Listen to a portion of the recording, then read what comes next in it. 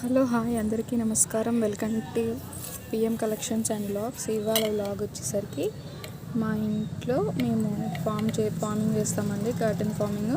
ఇదిగోండి 3 years కాలండి. ఇది చూసారా, ఆర్గానిక్ బోడ కాకరకాయ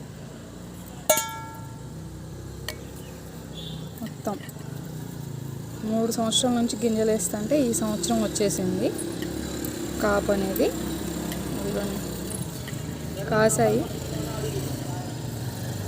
మొత్తం, ఇదంతా పిందెలేనండి మొత్తం కూడా.